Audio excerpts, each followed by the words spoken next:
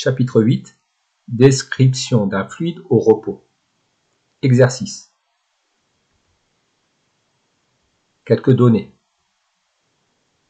Exercice numéro 1. Une seringue renferme un volume d'air grand V. Tout en bouchant la seringue, on tire sur le piston. À l'intérieur de la seringue, la température de l'air est supposée constante. Comment évoluent les grandeurs macroscopiques, masse volumique, pression et volume qui caractérisent l'air au cours de cette expérience? Comme on tire sur la seringue, le volume d'air V augmente. La quantité d'air enfermée dans la seringue étant constante, la température de l'air ne variant pas, on peut appliquer la loi de Boyle-Mariotte qui nous dit que le produit de la pression de gaz par le volume du gaz est constant. Ainsi, la pression de l'air enfermé dans la seringue est égale à une constante divisée par le volume. Comme le volume augmente, la pression diminue. Comme la quantité d'air enfermé dans la seringue est constante, la masse d'air enfermée dans la seringue est également constante. Or, la masse volumique de l'air est égale à la masse d'air divisée par le volume d'air. Le volume d'air augmentant, la masse volumique, ρ, doit diminuer. Comment varie le nombre de chocs avec les parois subis par une molécule en une seconde lors de cette expérience? La diminution de la pression de l'air dans la seringue se traduit par une diminution de la fréquence des chocs des molécules sur les parois du récipient. Exercice numéro 2. Calculer la hauteur Z1 d'un château d'eau pour obtenir une surpression de 3 bars en sortie de robinet à l'ordonnée Z2 égale à 0. Schématisons le problème. Nous avons un château d'eau, le robinet situé à une ordonnée Z2 égale à 0. Le sommet du château d'eau est situé à une ordonnée Z1 correspondant à la hauteur du château d'eau. Au niveau du robinet, la pression est égale à P2. Au niveau du sommet du château d'eau, la pression est égale à P1. Elle correspond à la pression atmosphérique. Entre M1 et M2, nous avons de l'eau. D'après la loi de la statique des fluides appliquée entre M1 et M2, la différence de pression P2 moins P1 est égale à la masse volumique de l'eau multipliée par l'intensité du champ de pesanteur multipliée par la différence d'ordonnée Z1 moins Z2. Nous en déduisons que Z1 est égal à P2 moins P1 divisé par la masse volumique de l'eau divisé par l'intensité du champ de pesanteur plus l'ordonnée Z2. La surpression P2 moins P1 doit être exprimée en pascal. 3 bars correspond à 3 fois 10 puissance 5 pascal. La masse volumique de l'eau doit être exprimée en kg par mètre cube. Elle vaut 1000 kg par mètre cube. Petit g, l'intensité du champ de pesanteur vaut 9,81 Newton par kilogramme. Z2 vaut 0 m. Nous obtenons une hauteur Z1 en mètres égale à 30. Pour avoir une surpression de l'eau du robinet égale à 3 bars, la hauteur du château d'eau doit être de 30 mètres.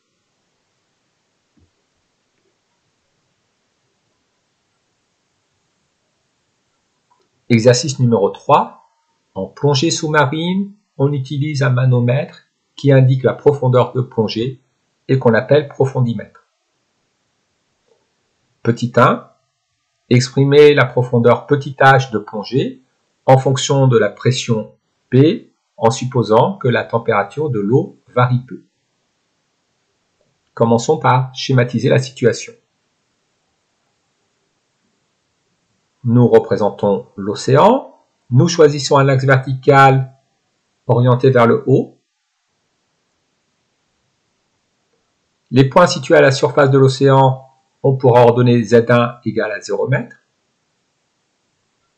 Considérons un point M à la profondeur petit h, où règne la pression grand P. Ce point M a pour ordonnée Z2, telle que la profondeur du point M s'écrit Z1 moins Z2. Nous allons appliquer la loi de la statique des fluides entre un point situé à l'ordonnée Z1 et le point M situé à l'ordonnée Z2. Elle s'écrit P2 moins P1 est égal à masse volumique de l'eau de mer multipliée par l'intensité du champ de pesanteur multipliée par la différence Z1 moins Z2.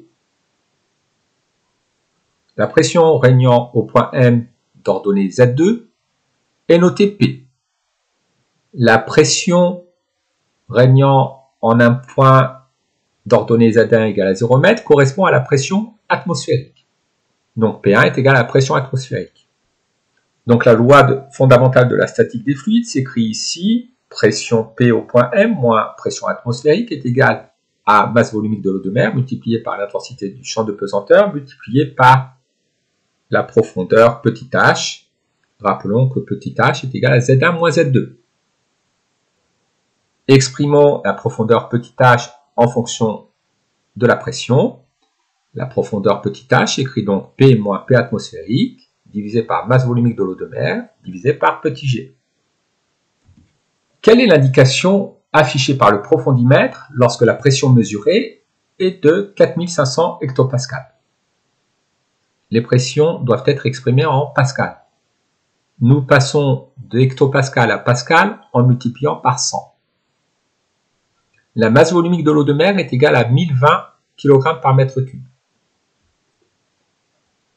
Nous obtenons une profondeur petit h égale à 34,8 mètres. Lorsque la pression vaut 4500 hectopascales, le profondimètre indique une profondeur de 34,8 mètres. Exercice numéro 4. Un plongeur expire une bulle d'air de volume V1 égale 25 ml à 20 mètres de profondeur où la pression vaut P1 égale à 3 bars. Calculez le volume V2 occupé par l'air de la bulle lorsqu'elle atteint la surface où la pression vaut P2 égale 1 bar. Schématisons la situation. Un plongeur situé à la profondeur de 20 mètres, c'est-à-dire à l'ordonnée Z1 égale à moins 20, expire une bulle d'air de volume 25 ml. Cette bulle d'air remonte à la surface en un point d'ordonnée Z2 égale 0 m. Quel est alors le volume de la bulle d'air? Nous allons supposer que la température de l'air dans la bulle est constante. La quantité d'air enfermée dans la bulle ne varie pas.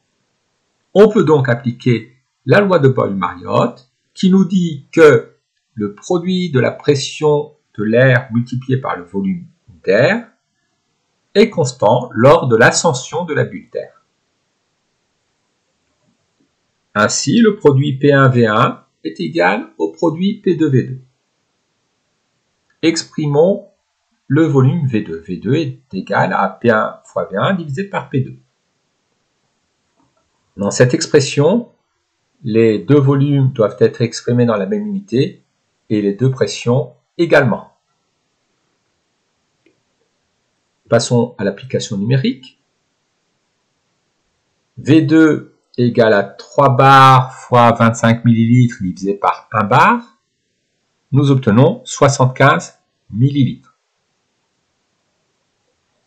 Ainsi, lorsque la bulle d'air est remontée à la surface, son volume a triplé et vaut dorénavant 75 ml. La pression a été divisée par 3, le volume a été multiplié par 3. Exercice numéro 5.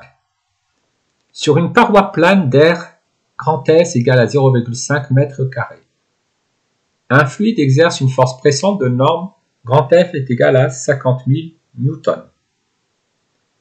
Schématisez la situation, puis calculez la pression P du fluide au niveau du contact avec la paroi.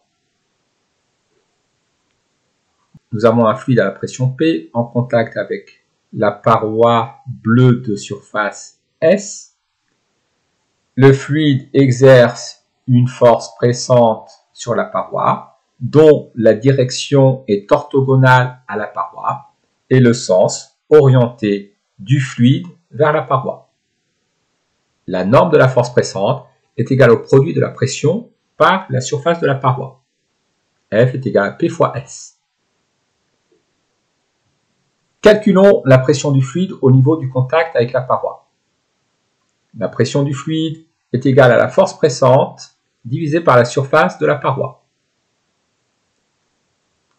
Dans cette formule, la surface doit être exprimée en mètres carrés, la force pressante en newton et la pression en pascal.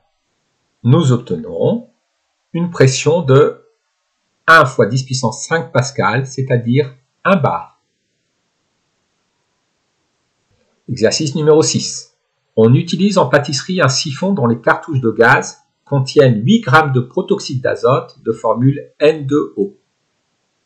8 g de protoxyde d'azote occupe un volume V1 égal à 4,4 litres de gaz lorsque la pression atmosphérique vaut P1 égale à 1 bar et que la température vaut θ1 égale 20 degrés Celsius. À l'intérieur de la cartouche, la pression vaut P2 égale 72 bars. Calculer la masse volumique ρ du protoxyde d'azote à la température θ1 de 20 degrés Celsius et à la pression P1 de 1 bar. La masse volumique du protoxyde d'azote est égale au rapport de la masse de protoxyde d'azote divisé par le volume occupé par le protoxyde d'azote. La masse de protoxyde d'azote est de 8 g, ce qui correspond à 8 fois 10 puissance moins 3 kg. Le volume occupé par le protoxyde d'azote est de 4,4 litres, ce qui correspond à 4,4 fois 10 puissance moins 3 mètres cubes. Nous obtenons une masse volumique égale à 1,9 kg par mètre cube. Calculer le volume V2 occupé par 8 g de protoxyde d'azote gazeux à la température de 20 degrés Celsius et à la pression de 72 bars à l'intérieur de la cartouche. Nous sommes ici dans une configuration où la masse de protoxyde d'azote, c'est-à-dire la quantité de protoxyde d'azote, est constante, que la température est constante. On peut donc appliquer la loi de Boyle-Mariotte au protoxyde d'azote. Le produit de la pression du protoxyde d'azote par le volume occupé par le protoxyde d'azote est constant. On peut donc écrire P1 fois V1 est égal à P2 fois V2. On en déduit que V2 est égal à P1 fois V1 divisé par P2. P1 vaut 1 bar, P2 vaut 72 bars. Nous obtenons que V2 vaut 6,1 fois 10 puissance moins 2 litres. On multiplie par 1000, V2 vaut 61 millilitres. À 72 bars, 8 g de protoxyde d'azote gazeux à la température de 20 degrés Celsius occupe un volume de 61 millilitres. Calculer le volume V indice C de la cartouche si on assimile le siphon à un cylindre de diamètre grand D égale 1,8 cm et de hauteur petit h égale à 6,5 cm. Le volume d'un cylindre s'obtient en multipliant l'aire de la base par la hauteur du cylindre.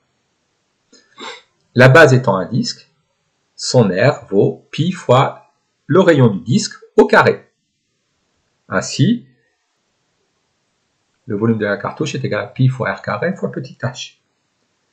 Petit r est égal au diamètre divisé par 2. On obtient donc que le volume de la cartouche est égal à pi fois d au carré divisé par 4, multiplié par petit h.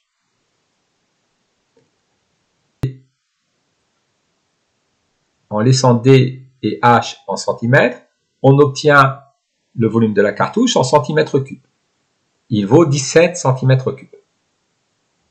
1 cm3 étant égal à 1 ml, nous avons donc le volume de la cartouche égal à 17 ml. Le volume de la cartouche est inférieur à 61 ml, c'est-à-dire inférieur au volume occupé par 8 g de protoxyde d'azote à la pression de 72 bars et à la température de 20 degrés Celsius. Comment expliquer cette incohérence? Eh bien, si le volume de la cartouche est inférieur au volume correspondant à 8 g de protoxyde d'azote gazeux à la pression de 72 bars et à la température de 20 degrés Celsius, il faut supposer qu'une partie du protoxyde d'azote est liquide.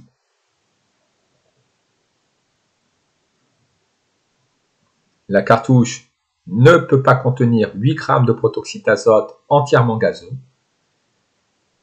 Donc forcément, une partie du protoxyde d'azote est sous forme liquide.